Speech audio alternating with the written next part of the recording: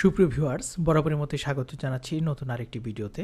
আজকের এই ভিডিওতে আমরা ডিগ্রি প্রথম বর্ষ 2025 সালে যারা পরীক্ষায় অংশগ্রহণ করছেন তাদের জন্য স্বাধীন বাংলাদেশের অভ্যুদয়ের ইতিহাস যে আবশ্যিক বিষয়টি রয়েছে সেই আবশ্যিক বিষয়ের অধ্যায়ভিত্তিক চূড়ান্ত সাজেশনে আপনাদের সবাইকে স্বাগতম জানাই। আর আজকের এই ভিডিওতে আমরা অধ্যায় 1 থেকে অধ্যায় 5 পর্যন্ত আলোচনা করব এবং দ্বিতীয় ভিডিওতে আমরা 5 থেকে 10 অধ্যায় পর্যন্ত আলোচনা করব। আর আজকের এই ভিডিওটি অর্থাৎ আমাদের স্বাধীন বাংলাদেশে অভ্যুদয়ের ইতিহাসে যে ভিডিওগুলো থাকবে সেই ভিডিওগুলো যদি আপনারা সম্পূর্ণ দেখেন আশা করছি পরীক্ষাতে 80 থেকে 90% উপর কিন্তু আপনারা পরীক্ষায় কমন পাবেন। আর চ্যানেলে অবশ্যই সাবস্ক্রাইব করে রাখবেন, কেননা আমরা কিন্তু ডিগ্রি প্রথম বর্ষের সকল বিষয়ের কিন্তু সাজেশন নিয়ে আমাদের এই degree first year suggestion YouTube চ্যানেলে আলোচনা করব। তাই অবশ্যই পরবর্তী সাজেশনের ভিডিওগুলো সবার আগে পেতে চ্যানেলটিকে সাবস্ক্রাইব করে পাশে আসা বেল আইকনটি বাজিয়ে রাখুন। তো আর কথা বাড়াবো না, সরাসরি চলে যাব আজকের মূল ভিডিওতে। প্রথম যে অধ্যায়টি দেশ এবং জনগোষ্ঠীর পরিচয়, এখান থেকে ক বিভাগ অতি সংক্ষিপ্ত প্রশ্ন ও উত্তর। বাংলা ভাষায় আদি নিদর্শন কোনটি বা বাংলা সাহিত্যের প্রাচীন নিদর্শন হচ্ছে চর্যাপদ। বাংলা ভাষার আদি নিদর্শনের নাম হচ্ছে চর্যাপদ। চর্যাপদ কোথায় পাওয়া যায়? চর্যাপদ নেপালের রাজদরবারে পাওয়া যায়। বাংলাদেশের আয়তন উল্লেখ করো। বাংলাদেশের আয়তন 1,47,570 বর্গ কিলোমিটার। বাংলাদেশের আঞ্চলিক সমুদ্র সীমা কত নটিক্যাল মাইল? 12 nautical mile. পৃথিবীর বৃহত্তম বদ্বীপ হচ্ছে বাংলাদেশ। বাংলাদেশের দীর্ঘতম নদীর নাম হচ্ছে মেঘনা। ভারতে বাংলাদেশের কয়টি নদীর উৎস রয়েছে? 54টি নদীর। বাংলাদেশের সবচেয়ে উঁচু পাহাড় হচ্ছে গারো পাহাড়। বাংলাদেশে কোন জেলায় গারো পাহাড় অবস্থিত? ময়মনসিংহ জেলায়। বাংলাদেশের দ্বিতীয় সর্বোচ্চতম পর্বতশৃঙ্গ কোনটি? কেওক্রাডং। কোনটি বিশ্বের সর্ববৃহৎ ম্যানগ্রোভ বনভূমি? উত্তর হচ্ছে সুন্দরবন। ভূপ্রকৃতি অনুসারে বাংলাদেশকে কতটি ভাগে ভাগ করা যায়? 3টি ভাগে ভাগ করা যায়। জনপদ কি বা জনপদ কাকে বলে? বাংলার মানুষ প্রাচীনকালে যে ক্ষুদ্র ক্ষুদ্র ভৌগোলিক এলাকায় বসবাস করত তার সমষ্টিকে জনপদ বলে। প্রাচীন বাংলার 5টি জনপদের নাম বঙ্গ, গৌড়, পুন্ড্র, বরেন্দ্র এবং রাঢ়। আইন ই আকবরী গ্রন্থের রচয়িতা হচ্ছেন শেখ আবুল ফজল। প্রাচীন বাংলার কোন জনপদের নাম থেকে বাংলাদেশ নামকরণ করা হয়? এটি হচ্ছে বঙ্গ ও বাঙ্গাল জনপদ থেকে। পুন্ড্রু কি? পুন্ড্রু হচ্ছে প্রাচীন বাংলার একটি জনপদের নাম। আকবরের শাসনামলে বাংলাকে বাংলা কি নামে পরিচিত ছিল? সুবা ই বাংলা নামে। বাঙালির উপর কোন নরগোষ্ঠীর প্রভাব সবচেয়ে বেশি পরিলক্ষিত হয়? এটি হচ্ছে অস্ট্রিক নরগোষ্ঠীর। পদ্মা নদী কোথায় মেঘনার সাথে মিলিত হয়েছে? চাঁদপুরে। পুন্ড্রু শব্দের অর্থ হচ্ছে কৃষিজীবী। বাংলা ভাষার উৎপত্তি হয়েছে ইন্দো ইউরোপীয় ভাষা থেকে। এই অধ্যায় থেকে আমরা সংক্ষিপ্ত প্রশ্ন যেগুলো পড়ব সেগুলো হচ্ছে বাংলাদেশের ভৌগোলিক অবস্থান বর্ণনা করো। বাংলাদেশের ভৌগোলিক অবস্থান বর্ণনা, এই দুটি মূলত একই প্রশ্ন। বাঙালি সংকর জাতি ব্যাখ্যা করো। সংস্কৃতির সমন্বয়বাদিতা বলতে কি বোঝায়? বাংলাদেশের ভৌগোলিক বৈশিষ্ট্য সংক্ষেপে লেখো। গ বিভাগ রচনামূলক প্রশ্ন থেকে এখান থেকে আমরা পড়ব বাংলাদেশের সমাজ ও জনগোষ্ঠীর উপর ভূপ্রকৃতির প্রভাব আলোচনা করো। বাংলাদেশের ভূপ্রাকৃতিক বৈশিষ্ট্য আলোচনা করো। বাংলাদেশের সমাজ এবং জনগোষ্ঠীর উপর ভূপ্রকৃতির প্রভাব আলোচনা। এবং আরেকটি প্রশ্ন রয়েছে স্বাধীন বাংলাদেশের অভ্যুদয়ে বাংলা ভাষার অবদান আলোচনা করো। এরপর রয়েছে দ্বিতীয় অধ্যায় অখণ্ড স্বাধীন বাংলা রাষ্ট্র গঠনের প্রয়াস এবং উপমহাদেশের বিভক্তি 1947। এখান থেকে আমরা ক বিভাগ অতি সংক্ষিপ্ত প্রশ্ন এবং উত্তরগুলো জেনে নেব।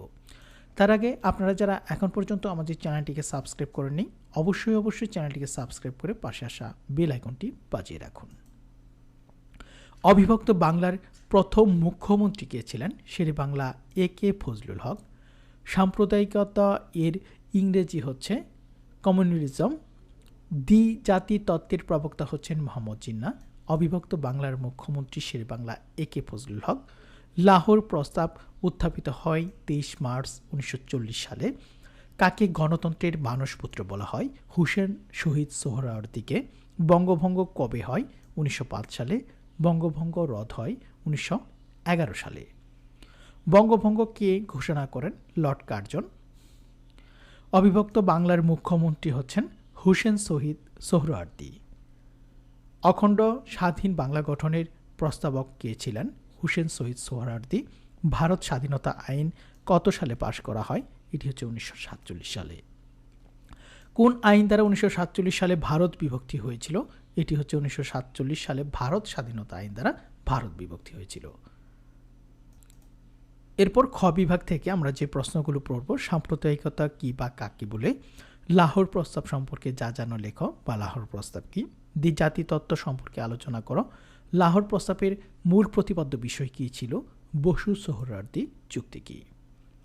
গ বিভাগ, অখণ্ড স্বাধীন বাংলা গঠনের পরিকল্পনা ব্যাখ্যা করো, এই পরিকল্পনা কেন ব্যর্থ হয়েছিল। 1947 সালে ভারত বিভক্তির কারণ, পটভূমি আলোচনা করো। উপমহাদেশীয় ভারতীয় উপমহাদেশে সাম্প্রদায়িকতার উদ্ভব এবং বিকাশ আলোচনা করো। এরপর অধ্যায় 3, পাকিস্তান, রাষ্ট্রীয় কাঠামো এবং বৈষম্য। পাকিস্তানের গণপরিষদে কে সর্বপ্রথম উর্দুর সাথে বাংলাকে পাকিস্তানের রাষ্ট্রভাষা ঘোষণা করার প্রস্তাব দেন? ধীরেন্দ্রনাথ দত্ত। পাকিস্তানের জন্ম হয় কত সালে? 1947 সালে 14 আগস্ট। পশ্চিম পাকিস্তানের প্রদেশ হচ্ছে 4টি। পাকিস্তানের প্রথম সংবিধান প্রণয়ন করা হয় 1956 সালে। স্বাধীন বাংলাদেশের প্রথম গভর্নর মোহাম্মদ আলী জিন্নাহ। পূর্ব বাংলার নাম পরিবর্তন করে পূর্ব পাকিস্তান করা হয় কত সালে? 1956 সালে। পূর্ব বাংলার প্রথম গভর্নর কে ছিলেন? খাজা নাজিম উদ্দিন। কোন ক্ষেত্রে পূর্ব পাকিস্তান সবচেয়ে বেশি বৈষম্যের শিকার হয়? এটি হচ্ছে অর্থনৈতিক ক্ষেত্রে পূর্ব পাকিস্তান সবচেয়ে বেশি বৈষম্যের শিকার হয়। কে পাকিস্তানের প্রথম প্রধানমন্ত্রী ছিলেন? লিয়াকত আলী খান। লিয়াকত আলী খানের উপাধি হচ্ছে কায়েদে মিল্লাত। এই অধ্যায় থেকে খ বিভাগ থেকে আমরা পূর্ব ও পশ্চিম পাকিস্তানের রাজনৈতিক ও প্রশাসনিক বৈষম্য পর্যালোচনা করে এটি পূর্ব। গ বিভাগ, রচনামূলক প্রশ্ন, এখান থেকে 1956 সালে পাকিস্তানের সংবিধানের প্রধান বৈশিষ্ট্য ব্যাখ্যা করো। পূর্ব ও পশ্চিম পাকিস্তানের মধ্যে রাজনৈতিক বৈষম্য ব্যাখ্যা। পূর্ব ও পশ্চিম পাকিস্তানের মধ্যে বৈষম্যমূলক নীতিসমূহ আলোচনা করো। এখন আমরা পড়ব অধ্যায় 4, ভাষা আন্দোলন এবং বাঙালির আত্মপরিচয় প্রতিষ্ঠা। অবশ্যই চ্যানেলটিকে আপনারা সাবস্ক্রাইব করে পাশে আসা বেল আইকনটি বাজিয়ে রাখবেন, কেননা আমরা কিন্তু ডিগ্রি প্রথম বর্ষে 2025 সালে পরীক্ষার যে সাবজেক্টগুলো রয়েছে সেগুলো কিন্তু চূড়ান্ত সাজেশন নিয়ে আমাদের এই ইউটিউব চ্যানেলে আলোচনা করব। 1954 সালে নির্বাচনে যুক্তফ্রন্ট কত দফা ঘোষণা করা হয়? 21 দফা কর্মসূচি। আওয়ামী লীগ মুসলিম লীগ কত সালে প্রতিষ্ঠিত হয়? 1949 সালের 23 জুন। কার নেতৃত্বে তমুদ্দুন মজলিস গঠিত হয়? ঢাকা বিশ্ববিদ্যালয়ের তরুণ অধ্যাপক আবুল কাশেম। তমুদ্দুন মজলিস কত সালে বা কত তারিখে গঠিত হয়? 1947 সালের 1 সেপ্টেম্বর। রাষ্ট্রভাষা সংগ্রাম পরিষদ কবে গঠিত হয়? 1947 সালের ডিসেম্বর মাসে গঠিত হয়। ভাষা আন্দোলনের দুজন শহীদের নাম হচ্ছে শফিক এবং বরকত। বাংলা একাডেমির পূর্ব নাম বা পুরাতন নাম হচ্ছে বর্ধমান হাউস। 21 ফেব্রুয়ারিকে আন্তর্জাতিক মাতৃভাষা দিবস হিসেবে স্বীকৃতি দেয় ইউনেস্কো। যুক্তফ্রন্ট গঠিত হয় 1953 সালের 4 ডিসেম্বর। যুক্তফ্রন্ট গঠিত হয়। যুক্তফ্রন্ট নির্বাচনে কত সালে অনুষ্ঠিত হয়? 1954 সালে। আওয়ামী লীগ মুসলিম লীগের প্রথম সভাপতি মাওলানা আব্দুল হামিদ খান ভাসানী। পূর্ব বাংলার নাম পূর্ব পাকিস্তান হয় কত সালে? 1956 সালে। কার নেতৃত্বে মন্ত্রিসভা গঠিত হয়? শের বাংলা এ.কে ফজলুল হকের নেতৃত্বে। যুক্তফ্রন্টে কয়টি রাজনৈতিক দল যোগদান করেছিল? 4টি। আওয়ামী লীগ মুসলিম লীগ, কৃষক পার্টি, নিজামে ইসলাম এবং গণতন্ত্রী পার্টি। কার নেতৃত্বে যুক্তফ্রন্ট মন্ত্রিসভা গঠিত হয়? এটি হচ্ছে শের বাংলা এ.কে ফজলুল হকের নেতৃত্বে। 1954 সালে প্রাদেশিক নির্বাচনে যুক্তফ্রন্টের প্রতীক ছিল নৌকা। পাকিস্তানের সংবিধান কখন বাংলার ভাষাকে রাষ্ট্রভাষা হিসেবে স্বীকৃতি দেয়? এটি হচ্ছে 1956 সালের সংবিধানে বাংলাকে অন্যতম রাষ্ট্রভাষা হিসেবে স্বীকৃতি দেয়।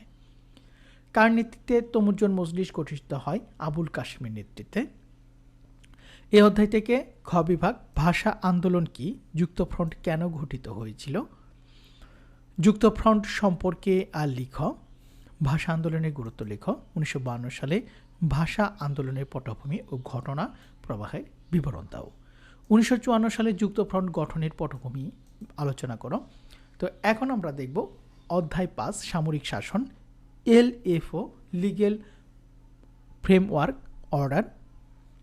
পাকিস্তানে মৌলিক গণতন্ত্র চালু করেন সামরিক শাসক আইয়ুব খান। পাকিস্তানের প্রথম সামরিক শাসন কে জারি করেন? ইস্কান্দার মির্জা। মৌলিক গণতন্ত্র কাকে বলা হয়? মৌলিক গণতন্ত্র হচ্ছে এমন এক ধরনের সীমিত গণতান্ত্রিক শাসন ব্যবস্থা যেখানে সর্বজনীন ভোটাধিকার প্রদানের পরিবর্তে কিছু সংখ্যক নির্ধারিত প্রতিনিধির মাধ্যমে জাতীয় নেতৃত্বে নির্বাচনের ব্যবস্থা করা হয়। POTO public officers disqualification order. সামরিক শাসন কি? সামরিক শাসন হচ্ছে সেই শাসন ব্যবস্থা যেখানে কোনো দেশের শাসনভার, বৈদেশিক সম্পর্ক, অভ্যন্তরীণ বিচার ব্যবস্থা সবই দেশের সেনাবাহিনীর প্রধানদের হাতে থাকে। কখন মৌলিক গণতন্ত্র আদেশ জারি করা হয়? 1959 সালের 27 অক্টোবর। মৌলিক গণতন্ত্রের স্তর হচ্ছে 4টি। EBDO এর পুনরূপ, ইলেকটিভ বডিজ ডিসকোয়ালিফিকেশন অর্ডার। মৌলিক গণতন্ত্রে কত জনের ভোটাধিকার ছিল? এটি হচ্ছে 80,000 জন মানুষের। এখান থেকে আমরা মৌলিক গণতন্ত্রের প্রধান বৈশিষ্ট্য এবং সামরিক শাসনের বৈশিষ্ট্যসমূহ সংক্ষেপে লেখ এটি পড়ব। আর গ বিভাগ থেকে আমরা পড়ব 1958 সালের পাকিস্তানের সামরিক শাসন জারির কারণ ও ফলাফল আলোচনা করো। তো সুপ্রিয় ভিউয়ার্স, আজকের এই ভিডিওতে আমরা স্বাধীন বাংলাদেশি অভ্যুদয়ের ইতিহাস 1 থেকে 5 অধ্যায় পর্যন্ত সাজেশন নিয়ে আলোচনা করলাম এবং পরবর্তী ভিডিওতে আমরা 6 অধ্যায় থেকে 10 অধ্যায় অর্থাৎ সর্বশেষ অধ্যায় নিয়ে আলোচনা করব। তাই পরবর্তী ভিডিওটি সবার আগে পেতে অবশ্যই চ্যানেলটিকে সাবস্ক্রাইব করে পাশে আসা বেল আইকনটি বাজিয়ে রাখুন।